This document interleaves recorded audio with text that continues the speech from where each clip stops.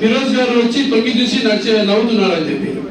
అంటే తొంగి చూసి నవ్వాడంటే ఎవరి పరిపాలనలో ఆ దారుణమైన పరిస్థితి ఉందో ఆయన చెప్పగానే చెప్పారు. వచ్చిన 50 రోజుల్లోనే నంద్యాల పట్టణాన్ని మాయమంత్రాలతో మార్చలేదు అధ్యక్ష.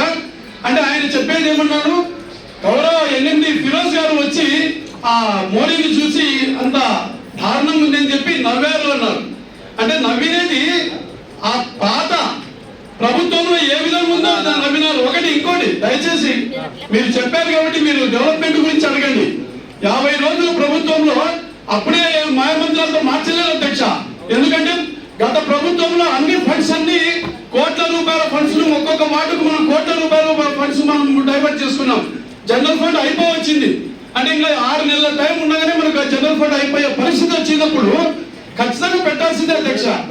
ఆయన వచ్చి ఏదో ఫోటోలు తీసుకోవడానికి పోయినాడు, ఫేస్బుక్ లలో పెట్టుకోవడానికి పోయినాడు అని కాదు. ఫేస్బుక్ లలో ఫోటోలు తీసుకుంటే సంస్కృతి ఉన్న నాయకుడు కాదు అధ్యక్ష ఎన్ఎండి ఫిరోజ్ గారు. వర్క్ చేసే సిస్టమ్ ఉంది కాబట్టి ఆయన ఈ రోజుకి వార్డు సందు తను స్వతహా తిరుగుతున్నాడు. తిరిగి ఎక్కడ ప్రాబ్లం ఉంది అనేది ఒక పాయింట్ అవుట్ చేసి ఒక ప్రణాళికను సిద్ధం చేసుకోవడానికి చేసినారు. కానీ ఆయన ఫేస్బుక్ లలో ఫోటోలు తీసుకోవడానికి కాదు. సమస్య ఏదుందో అది అడగండి. కానీ సమస్యను డిబేట్ చేసేదానికి దయచేసి కామెంట్ చేసే పరిస్థితి వస్తే ఓపెన్ గా డిబేట్ కు రమ్మని చెప్పండి, నేను కూడా మాట్లాడతా. ఎవరైనా రమ్మండి. అధ్యక్ష చిన్న విషయం అధ్యక్ష. నా వార్డు ఎన్నికల తర్వాత కూడా వర్క్ జరిగింది అధ్యక్ష. వచ్చి మీరు చూసుకోండి ఆ వరకు జరిగిన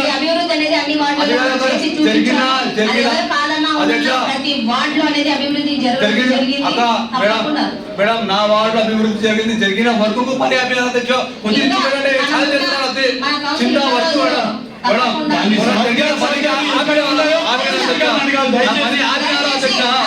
నా వర్క్ ఆపినారు కాబట్టి కమిషన్ తెలుసు మేడం. 10 అడుగుల వర్క్ రోడ్డు కోసం నేను కమిషన్ దిగాను, ఏ దిగాను మేడం.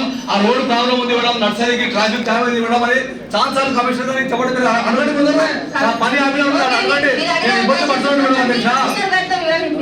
ఎన్నికల తర్వాత కూడా పాటు